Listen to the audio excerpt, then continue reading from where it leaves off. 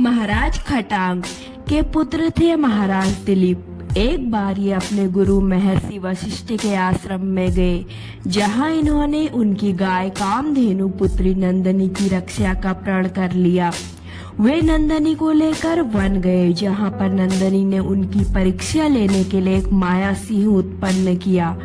उस सिंह ने नंदनी पर आक्रमण किया, जिसकी रक्षा के लिए महाराज दिलीप ने उस सिंह पर अनेक बाण चलाए, किंतु सारे बाण व्यर्थ गए। तब उस सिंह ने कहा कि मुझे वरदान प्राप्त है कि कोई भी अस्त्र शस्त्र मुझे हानि नहीं पहुंचा सकता। आज इस गाय को मेरा भोजन बनने से कोई नहीं बचा सकता। तब महाराज दिलीप ने उनसे कहा कि वो इसे खा ले, किंतु नंदनी को छोड़ दे। उस माया सिंह ने उनकी बात मान ली और दिलीप उनका भोजन बनने के लिए भूमि पर बैठ गए। तब उनकी गो भक्ति से प्रसन्न हो नंदनी ने उन्हें एक परम प्रतापी पुत्र का वरदान दिया।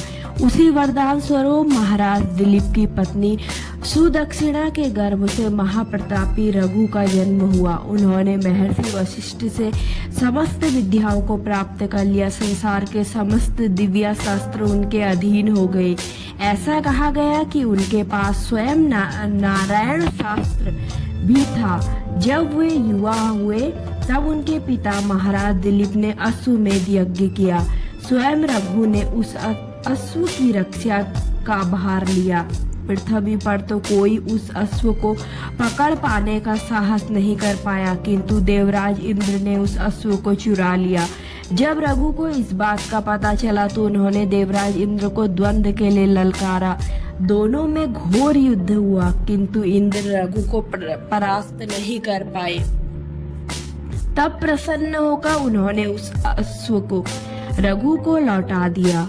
वे उस अश्व को लेकर वापस अपने पिता के पास लौटे और अश्वमेध यज्ञ पूर्ण हुआ। इंद्र से भी परास्त नहीं होने के बाद रघु की ख्याति त्रिलोक में फैल गई।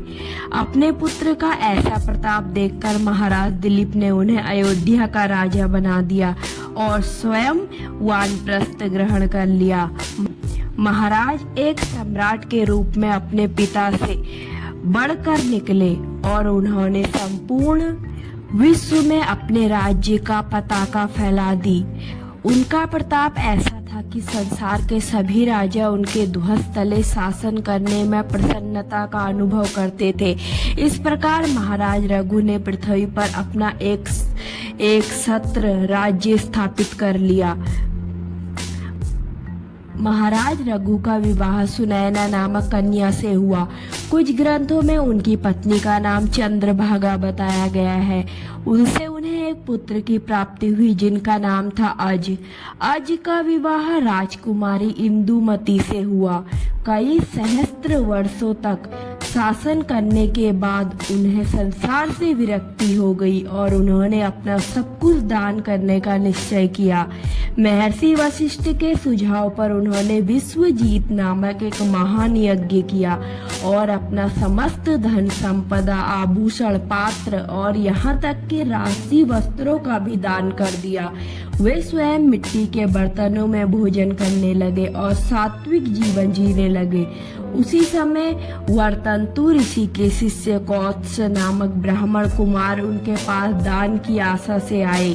कुछ ग्रंथों में कौत्स को महर्षि विश्वामित्र का शिष्य बताया गया है।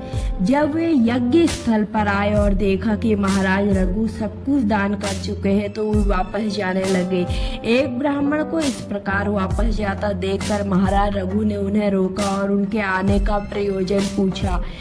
तब कौत्स ने कहा, हे महाराज, मैं आया तो यहाँ दान की आशा से ही था, किंतु देखता हूँ कि आपने अपना सर्वस्व दान कर दिया है। इसी कारण आपको मैं किसी दुविधा में नहीं डालना चाहता। ये सुनकर महाराज रघु ने कहा, हे ब्राह्मण कुमार, मेरे द्वार से एक ब्राह्मण दक्षिणा लिए बिना लौट जाए तो इससे मेरे उज्जवल कुल पर कलंक लगेगा।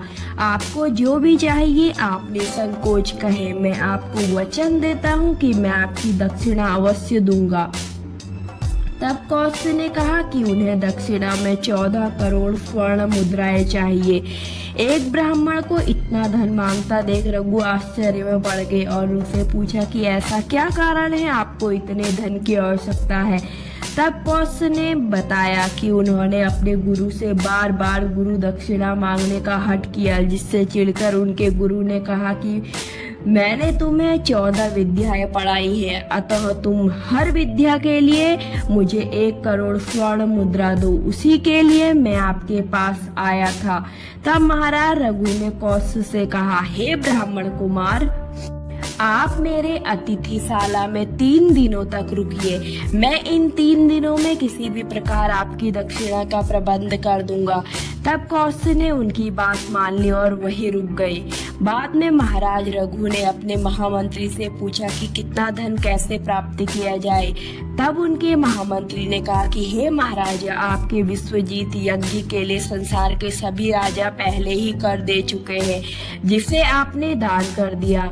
अब उनसे पुनः कर मांगना न्याय नहीं। तब महाराज रघु ने कहा कि यदि ऐसा है तो मैं देवताओं के कोषाध्यक्ष कुबेर से कर लूंगा।